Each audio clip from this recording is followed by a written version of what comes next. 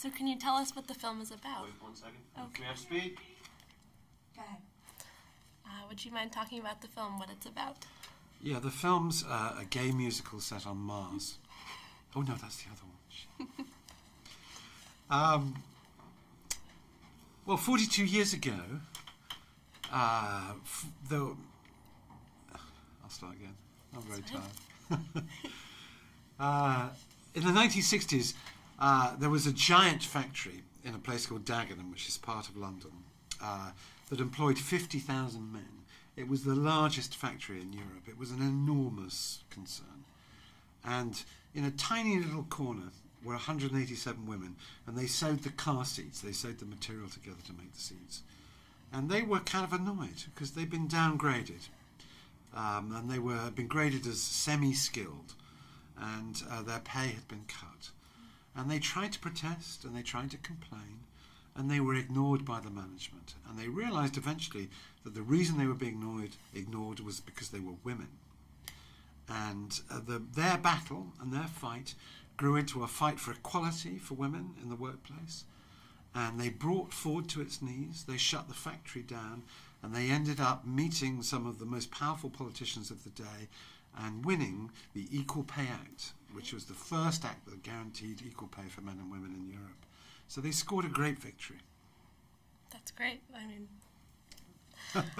I like this movie. What interested you most about the story coming to the project? Well, I didn't know this story. I was amazed when I first heard this story, that this great victory, this powerful story, was really not well known. So I thought it was a great honour. I was a privilege to be able to tell it and to be the first to tell the story. And what I loved about it was that it's a story about a success. It's a story about a victory.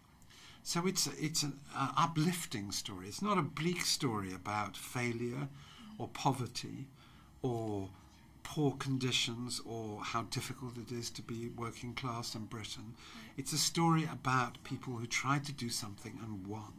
And when we first met the women to hear the real stories of how they did it, they told it with such great humour and such excitement that we thought, well, we can make a movie here that is not only important and powerful and moving, but also funny and uplifting and makes you feel good. And I thought that's a great, great way to make a movie. Absolutely. What was it like working on a film that's consisted mostly of women? Well, I'm getting used to it.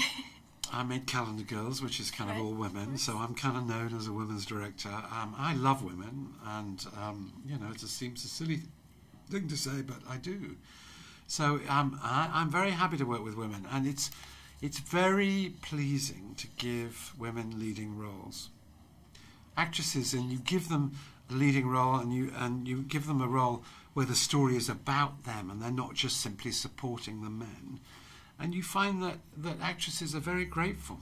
They're very empowered. They're very engaged with it. So you get to work with a cast of the best actresses in Britain, and they're all absolutely thrilled to be doing it, and that makes my life very easy.